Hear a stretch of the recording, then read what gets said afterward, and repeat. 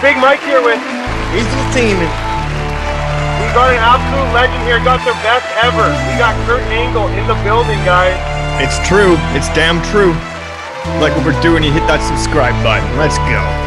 If you're looking for a mug, perhaps a hoodie, head on over to IOnlyTouchGreatness.com. Hey, this is Kurt Angle, Olympic gold medalist and WWE Hall of Fame. And I'm coming on I Only Touch Greatness podcast.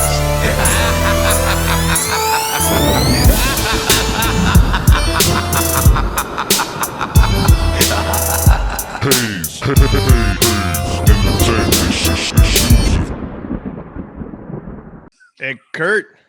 Yes. Hey, how you doing? Good, good. Thanks for taking the time for us today. Sure. I'm Ryan, by the way. I've been the one talking with your people, and this is Big Mike joining us. Hi, Hey, Big Kurt. Mike. Thanks for taking the time, Kurt. Really appreciate it. Big fans of yours. Thank you very much.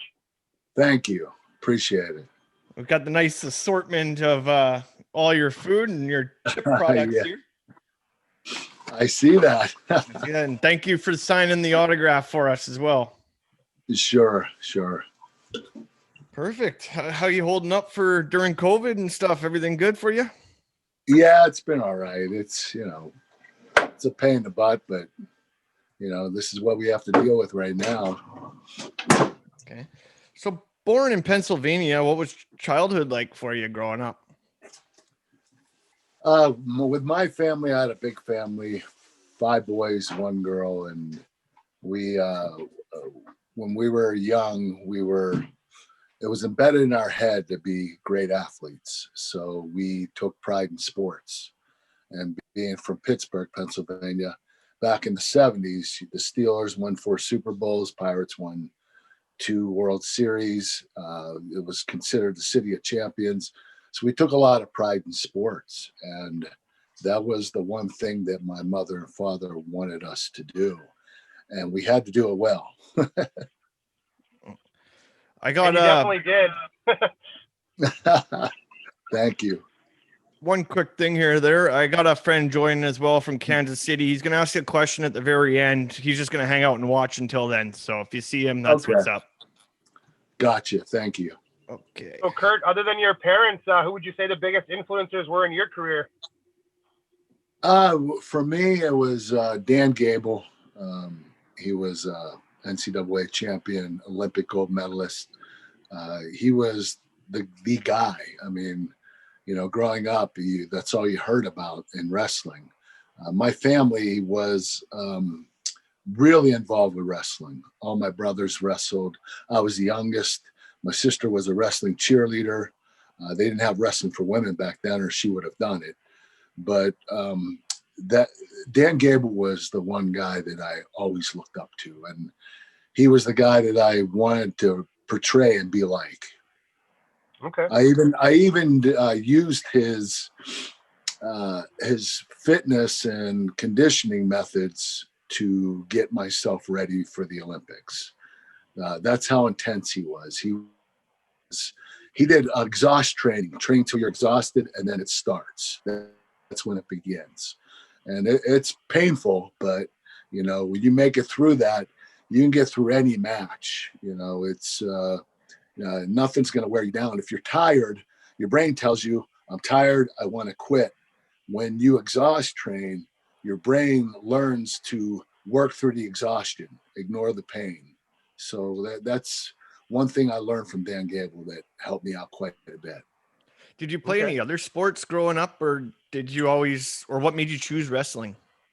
I played all sports, basketball, football, baseball. I was an all-state football player in high school. Had several Division I scholarship offers, but I chose wrestling over football mainly because of my family. My brothers were all exceptional wrestlers, so I had to take after them. And thank God I ended up being the best one out of them all. But I think that if the oldest one was the youngest, I think he would have been the one to win the Olympic gold medals. So I was just very blessed to be the last one in the family, and I learned from all my brothers. You won NCAA gold in 1990 and 92. And then you became world champion 95 and Olympic gold medalist in Atlanta with a broken freaking neck. Yes. Obviously the Olympic gold's probably your highlight, but were any of those, can you tell us a little bit about the other ones? Well, my first NCAA title was really important. That gave me the confidence to know that I could move on beyond the NCAAs and go Olympics and world championship caliber. So that win definitely, gave me the confidence to know that I can continue on. The 95 world championship, that was my first world championship, and I won it. And that was also equally as important because that established me as one of the top wrestlers in my weight class in the world. Even though I won the world championship in 95, I was ranked number 4 in the world in 96 in the Olympics, just because it was so competitive. There were other world champions in my weight class, and they ranked those guys a little bit above me. But it didn't bother me. I just knew that if I stayed focused and I kept my conditioning up and my technique, I would be fine. Okay. So take me back to 96 then, obviously Olympics being a big thing, massive thing, obviously. What were the opening ceremonies and the closing ceremonies like? Opening ceremonies was a lot of fun. I have a good, funny story. When I went into the stadium, all the athletes were in a parade type of crowd, and we were parading into the arena, the stadium. There was 75,000 fans there, and we walked around the track. When I walked in with my team, the fans went crazy, and I was like, "Oh my God, they know me," and I turn around and I see the dream team behind me. Michael Jordan and Charles Barkley, and it was just like, oh my God, that humbled me right away. They weren't cheering for me; they were cheering for the dream team. But it was pretty funny. 96 Olympics, that was the year of the bombing, wasn't it? Yes, the bombing occurred, I think, about 4 days after the Olympics started. And it was a scary time. Everybody was on lockdown, and, it just got a little crazy. And it's unfortunate that, the guy that, found one of the bombs got accused of doing it. That was pretty sad. I know that it pretty much ruined his life. And it's a shame, They just made that great movie about him. Yes, I heard about that. Yeah. But yeah, the Olympics was a great experience. Besides the bombing, there was just so much to do. They had Olympic Village, and you could do whatever you wanted. You go to any store, and everything was free. Like, it was really cool. They treat the Olympians really well. Yeah, because we're in Vancouver, so we just had the Olympics in 2010, and it was the best 2 weeks of all of our lives. That's for sure. Right. Had to be a lot of fun. Yeah. Oh yeah, parties big time, and then Canada won gold in hockey, so that was our big adventure that day. They usually do. Yeah. Mike, shoot one. Yeah, if you could have dinner with anyone, dead or alive, who would it be? Oh, I would say, geez, that's a tough question. I always go with Muhammad Ali for me, because I'd love to pick that guy's brain. Actually, Muhammad Ali is a good pick. He, I just did a commercial with Mike Tyson, and he talked about how great Ali was. He said that there was nobody better. He was the best ever. And, coming from Mike Tyson, he knows. Tyson's a great technician. I don't know. Everybody thinks he's just a brawler, but he has incredible technique. He's very prone about it. He loves working on his technique all the time. And, I think he learned a lot of that from Muhammad Ali. But who would I want to have dinner with, you said? Yeah. Let's see. I would say, that's a tough one. I would say Sylvester Stallone. Okay. That's a good one. That's a good one.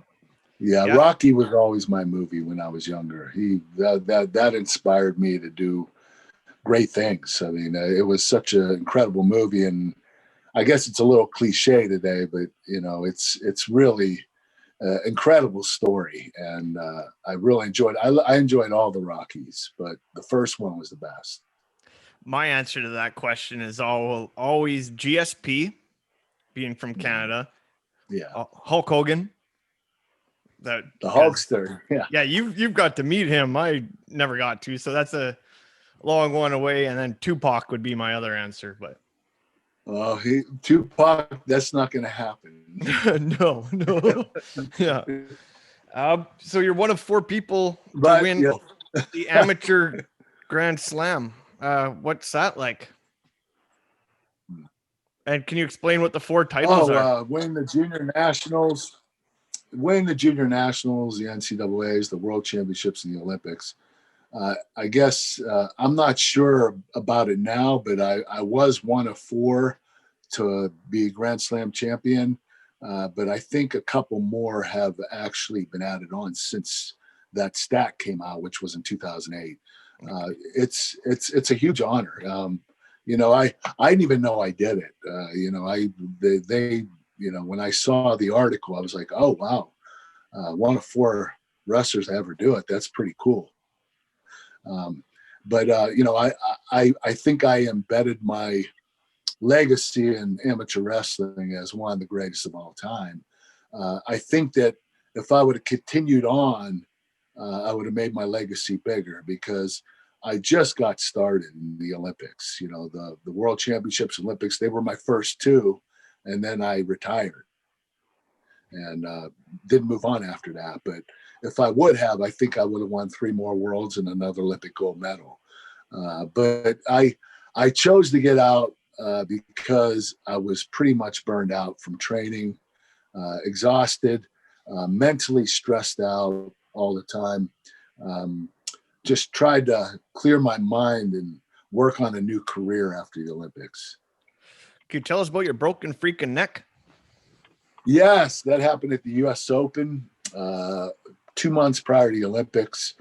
I got thrown on my head, and I heard this cracking and crunching in my neck when I landed, and a guy threw me on my head, and I got up and I couldn't feel my arms, and I called for a timeout and got myself situated and went back. I didn't know my neck was broken, so I continued on, but I had to continue on if I wanted to make the Olympic team. So regardless, I would have done it anyway. So I ended up coming back and winning that match. And then the finals, that was a semis. In the finals, I wrestled a great Olympic wrestler named Kerry McCoy. And I couldn't do anything, so I just pummeled him the whole time and won by 0-0 referee's decision. I don't know how I did it, because he's a fabulous wrestler.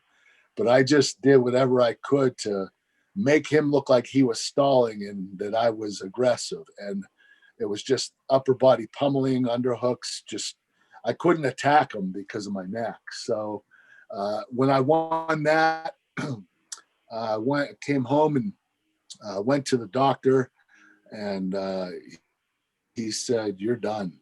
And I was like, I got to wrestle. This is my only chance. I'm on the Olympic team. I don't want to blow this chance. And he said, "Well, now, granted, this is back in 1996. You can't do this anymore." But the doctor said, "All right, we'll give you a healing agent, and we'll stick you in the neck with that." And it wasn't a steroid, because I wasn't allowed steroids because of the Olympics. So it wasn't anything that like cortisone. That's the steroid, but it was a healing agent. And he decided to have a doctor travel with me in the Olympics. And stick me in the neck with 12 shots of Novocaine before each one of my matches. Holy. So my neck would be numb for an hour. Yeah, neck would be numb for an hour, and then after the match was over, I was in excruciating pain. It was just so much pain I couldn't deal with it. But I got through it. I got through every match, and thank God I won the Olympics. I did what I set out to do. I just wish that it was under better circumstances. And then WWE came reaching out to you after that, or? Yes, they offered me a deal right away after the Olympics. Vince McMahon saw me on TV, and he offered me a great deal, a 10-year deal, multi-million-dollar deal. And my agent said, "You're not doing this. This stuff is fake. You're real." Just like my coaches growing up told me. I never watched pro wrestling because I was always told that I'm the real deal and they're getting the credit for wrestling. I think the amateur wrestling community back then was a little bitter about it.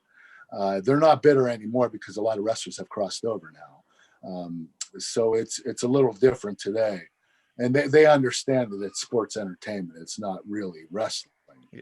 So I ended up, I just lost my train of thought. What was I talking about? Oh, just Vincent giving you that offer, but we could. Oh yeah, the offer. That's right. That's where I was going. So he offered me a deal. My agent said, "No, you're not doing it." And so I took a sportscasting job for a year in Pittsburgh with Fox, and it was a startup station, so I didn't have much time to prepare because the cameras weren't ready till the day of shooting. So I went in there, and I was a weekend sports anchor, and my monitor, when I went to read the angle on sports, I lost all my scripts. They went in the air, and when I walked in the studio, I ran to the producer, and my scripts flew in the air.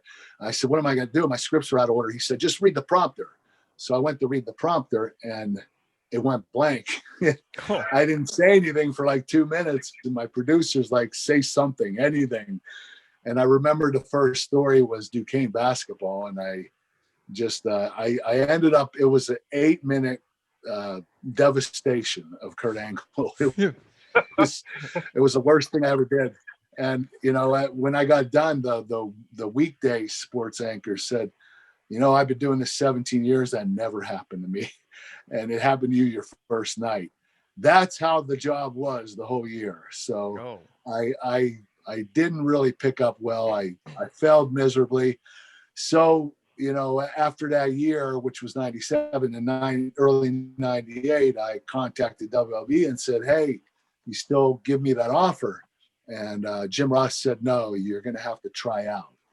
And I said, "Okay, I'll come up and try out." So I went to a tryout in WWE, and they had the Dory Funk Dojo back then. So they were doing like 5 days a month of the dojo. It wasn't a lot, but it was something. And that's where I had my tryout. And the first day I picked up incredibly well on the bumping and the selling and all the technique, and they offered me a deal right away, but it wasn't a multi-million-dollar deal. It was $50,000. So I had to work my way up, and I was okay with that. I've always done that my whole life, always been the underdog, and I knew that it wasn't going to be any different in WWE. How hard was it to cut that first promo? You know what? The crazy thing is the Dory Funk Dojo didn't really teach it that much. We didn't work on promos that much at all. We did technique and, selling and bumping. And I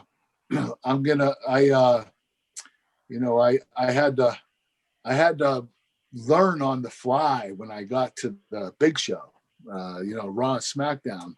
And I had to basically just go with it. And, I remember my first promo, Vince McMahon said, "Hey, this is what you're going to say. I want you to go out there and say it right now. And he started talking, and he rambled on for 5 minutes, and I didn't listen to a word he said. I was like, holy crap, he wants, remember all this. And when he got done, he said, are we good? And I said, Vince, I didn't listen to a word you said. I said, you're going to have to tell me it again. He said, all right, but you got to cut this promo. You got to do it. You either sink or swim.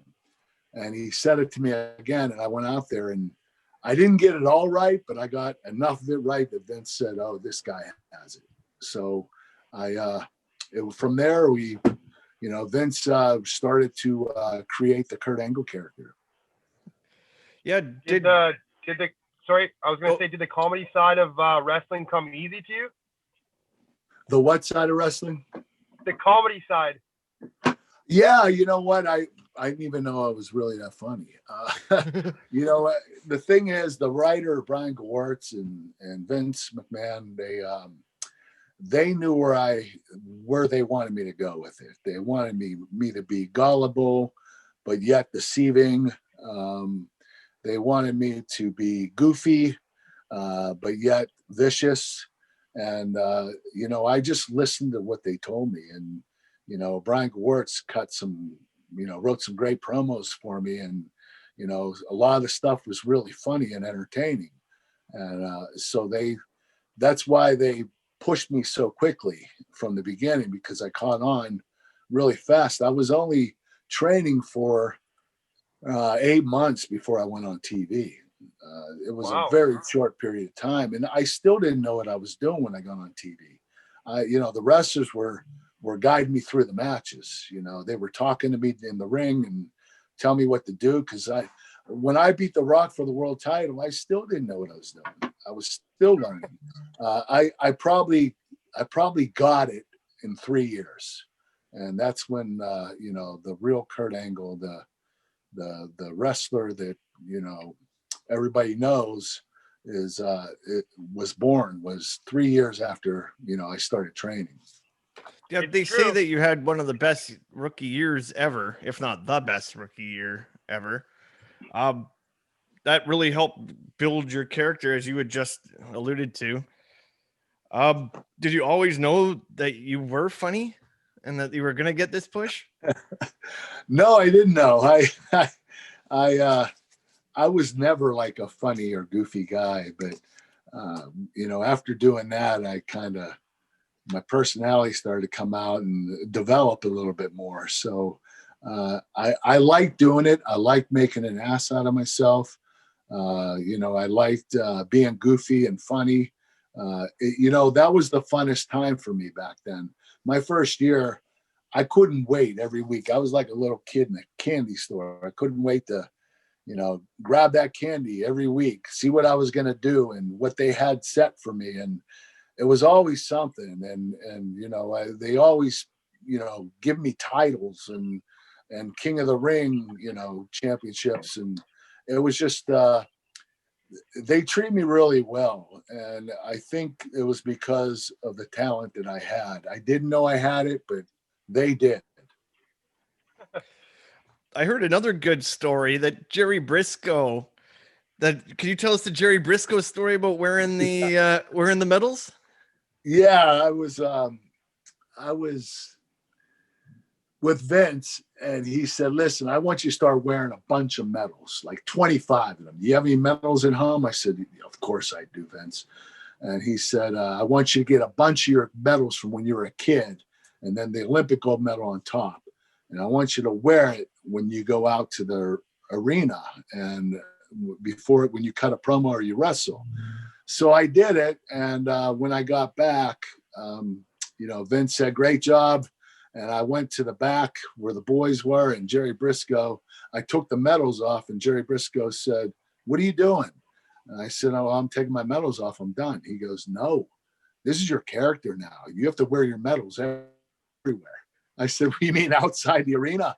He said, "Yes, everywhere you go, you have to wear." So I'm wearing them in airports. I'm wearing them in restaurants. I'm driving in my car wearing them.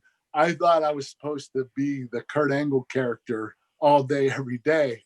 And then when I came to the arena one day, a couple weeks later, I ran to Vince, and Vince said, "What the hell are you doing with your medals on?" And I said, "Jerry Briscoe told me I have to wear them all the time." He said, "You don't have to wear those all the time. Only out in the arena. I told you that." I said, "I know, but Jerry told me to wear them." It was pretty funny. That is pretty funny. One question we always ask all our athletes is, if you were an animal, what would you be? And also karaoke. If you were to sing one song, let's say there was $100,000 on the line, and you had to sing one song, what would it be? Oh man, these are tough questions. What was the first one? What would an animal? If you were an animal, what would you be? A lion. Only because he's aggressive and he's a badass, and I love lions. A song, Baby Shark. Oh, I like it. I like it. I have kids. Kids. I thought you were gonna sing the Sexy Kurt song. Yeah, that's one of my favorites, but that's Sean's. I can't steal that from Sean. Did you spend a lot of time rehearsing that? That question was coming up a little later, but I'll take it right now. No, I didn't. I did read the lines a few times, but yeah, it was, I just let loose, and even though I can't dance, I tried. It was awesome. I thought it was pretty funny the way I was dancing. It was, it was horrible, but yet, graceful. Yeah, with most of our hockey players, we try to pump in a couple highlights, and we would have done this right here. But I mean, every time I do an interview with a wrestler or a UFC guy, as soon as you put in a highlight or something, it gets shut down and taken off the internet because of copyrights. But right, yeah, that's a pain in the butt. They won't let you do that, right? No, yeah, even if I could just drop in like a 10-second clip of you doing your dance there to the Shawn Michaels' theme music. Right. Yeah, that sucks.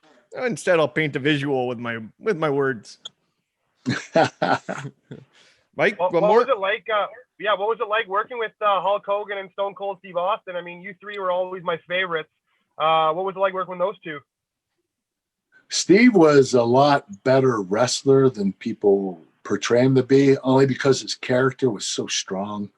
I mean, he was, stone cold and beer drinker, rebel, but his wrestling, he backed it up in the ring. He was a great in-ring general. His his ability to make an incredible match. And the thing is, he didn't call all of it beforehand. He liked to do most of it on the fly. And there's only a very few wrestlers that do that, and he was one of them. Undertaker's another, Triple H is another, but they know, they really know their stuff. And Austin was incredible. Hulk Hogan, he, when I wrestled him, surprisingly, he was easy to work with. I thought, him being slower and a little bit older, he wouldn't be able to keep up, but he kept up. He was pretty damn good. He's pretty basic, but what he does really well. His selling, his charisma, he has the whole thing. His look, he's the full package. And it was a lot of fun. We had a blast working together, especially at King of the Ring. When I made him tap out, Hulk Hogan taps out. I got another one here. What did you feel when the fans started chanting "You suck"? And how did that? And how did that come about? Well, I was surprised. They started it a couple weeks before I had a program with Edge, and they weren't doing it as much. But I think Edge caught wind of it, and one night I was doing a promo. He walked out and he said that, when your song plays, they shouldn't chant Angle, they should chant "You suck." And that's when it started. Edge started that, and it was pretty cool because I was a heel at the time, and I didn't mind people telling me I sucked. I know I didn't, but it was pretty cool to get that kind of response. the crazy thing is, as I got older, it was a sign of respect. I'm not sure how, but the fans chant "You suck" because they like me, and it's kind of a reverse effect. But it's what are you going to do? It's it was embedded in their heads, and they were going to continue to say it. Oh yeah, and you could tell as you got older, you started to embrace it. You were pumping them up and waving, trying to get them to go and chant "You suck." Yeah. Then you moved on to TNA. What was it like working with the stars that are now the front line? Your big guys, your AJ Styles, your Samoa Joes, the McIntyres. Like you were working with all these guys, and before their characters are what they are today. Yeah, you know what? They had a lot of great talent. When I left WWE and went to TNA, there was just a slew of talent that I never touched, and I was so excited to be a part of it. And my first program was with Samoa Joe, which rightfully it should have been. Him being undefeated, me being the biggest name to come into TNA besides Sting. I have a lot of respect for Sting. But the program with Joe was awesome. It was our biggest pay-per-view buy rate in TNA history, and then I moved on to AJ, to Sting, to Bobby Roode, James Storm, Eric Young, Drew McIntyre. There were a lot of great talent. We just guys were coming in too. Ric Flair, Hulk Hogan, Kevin Nash, Scott Hall, X-Pac. We definitely created noise. Yeah. And the early 2007, 8, 9, 10. It was a special time for TNA, and it was a special time for wrestling because it showed that there was another company that was serious about about being successful. And that's when we had Eric Bischoff on. We were talking about how he went from this octagon ring, and it was switched back to the square ring. And I felt that the octagon ring was really what made you guys stand out. Right. It was different, and it gave a complete new look. Your style had to change. It was a little quicker game. You had to know where you were in the ring, because when you have four corners, it's a little easier to pick and choose than six. So, you don't want to get thrown into the ropes when you want to end up in the corner. And when you have a bunch of options, you don't know where you're going to go.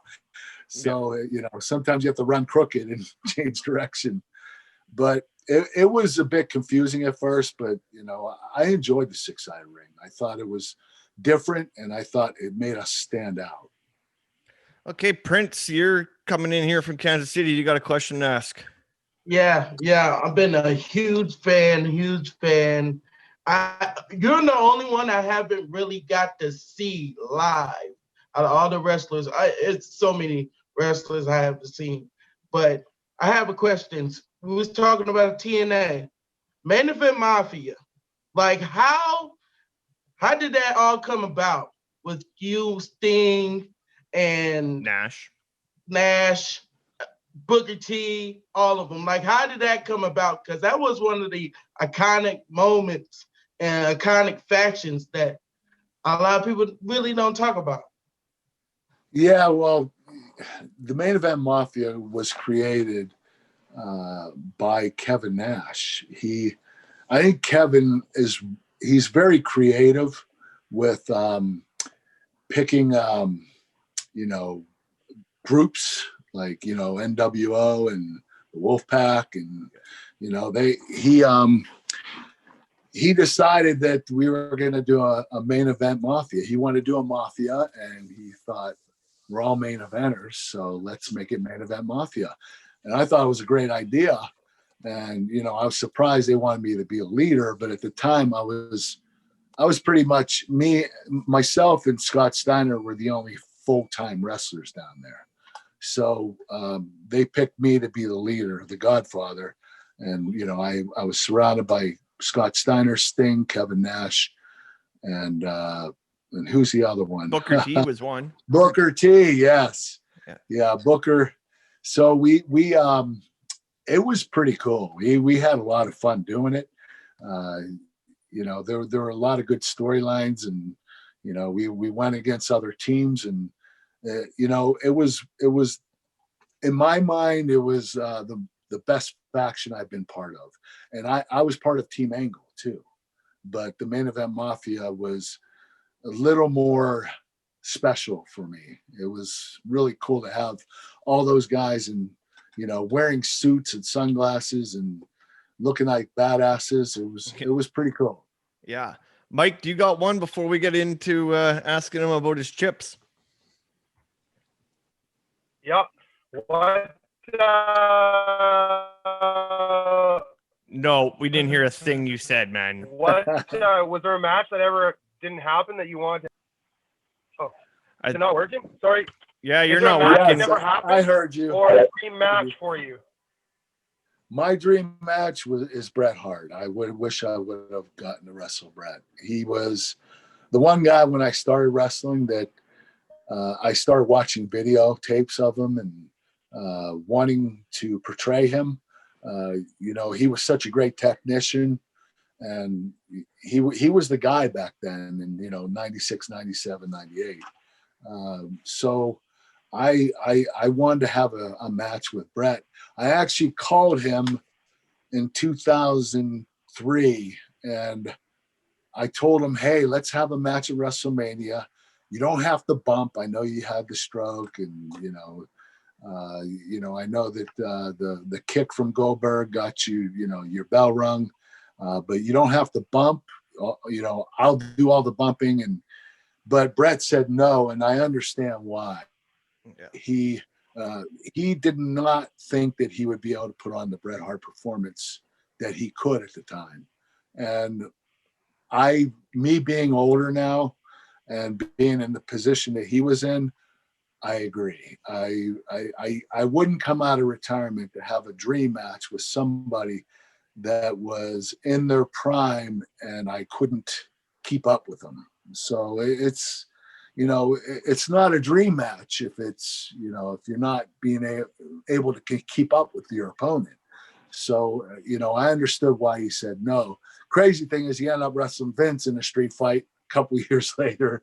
And I was like, oh, well, you know, but understand it was Vince, it wasn't me. So, you know, the wrestling ability was a little different. So that's why, you know, it didn't happen. Okay, yeah, you and Bret would have been a great match. I met him when I was a kid, and he actually sharpshooted me on stage in Burnaby in front of like a bunch of people. Obviously not as hard as he could go, but it was a memory that I'll never forget. It was a pretty cool experience. He's a really nice guy. He's good to his fans. Yes. I've never even heard that story. Out of all the times we've talked about Bret Hart and how we met him even at lacrosse that time, you never told me that story. I got pictures of it. There's a sports card show in Burnaby right on stage. Oh, jeez. So I got a few more. Awesome. I got a few more of your stats to run over, but let's talk about these chips. Can you tell us what we got and which one of these flavors am I trying right now? Well, there's sriracha, honey barbecue, kung po. You have pizza flavor. I'm going buffalo. There's cinnamon swirl. There's a lot of great flavors. Honey mustard. They're amazing. You're gonna love them. The Chicken Snacks by Physically Fit Nutrition. This is my company, and this is the product that we're selling. And I'm really proud of the product. It's done great reviews.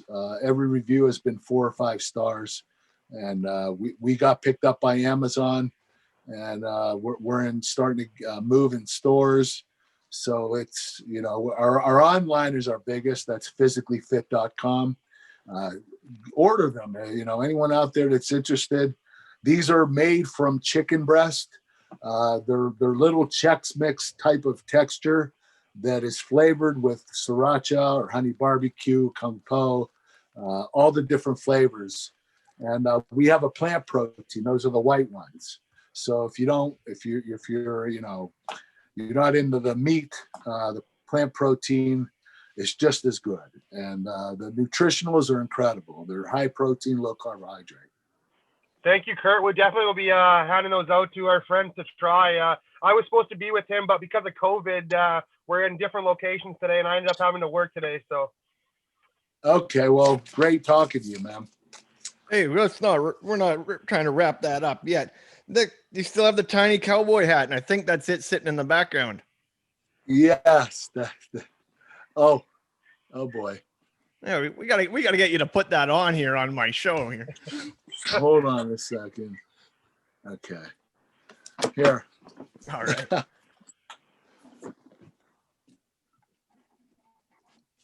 There it is. There it is. This is it. The Kurt Angle cowboy hat that Stone Cold Steve Austin gave me. This is the one. Oh yeah. You know what I did? This was supposed to go in the WWE archives. They're going to be pissed I said this. And they wanted to retrieve it after I got done with the program. And I told them I lost it. And I kept it. Hey, a cowboy hat, mini cowboy hat that Stone Cold gave me, I'm keeping it forever. Oh yeah, definitely. Of course. You at one point went over to fight in New Japan. How was it? How was it over there in New Japan and the stadium? I mean, I hear from all the wrestlers that it's really awesome over there. And fighting Hiroshi, what was that like? It was a lot of fun. I enjoyed going over there. I decided not to do it anymore because my body started to get beat up. I was working in TNA and also doing New Japan, and it was getting to be a little bit too much. And then I dropped the title to Nakamura, I think, or Tanahashi. Yeah, Tanahashi's on. I got it written in my notes. Tanahashi. Yeah. So I did wrestle Nakamura too. He was really fun to wrestle with. But Tanahashi was a great athlete too. We had a lot of fun. But my best match was against Yuji Nagata. If you never saw that match, you have to watch it. It's as good as any of my matches in WWE. And we never met each other before. We met that day. We barely touched. And I didn't know if I had chemistry with him, but he was such an incredible worker.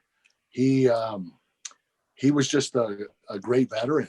He knew how to adapt, and his selling was incredible. I remember I had him in a hold, and his eyes went up into his head like the Undertaker, and it was gory, but it was a great sell. It was like, oh my gosh, this guy's a freak. But he had it. He had all the tools to be who he was. He had to be one of the best wrestlers in Japan's history. Has to be. We have a write-in question from one of our friends, Carson. King of the Ring versus Shane. What were your thoughts when the glass didn't break and he ended up on his head? And Prince wrote this question as well. I thought it's time to move on. We're not going to do it anymore. And Shane made me do it again. And he landed on his head again.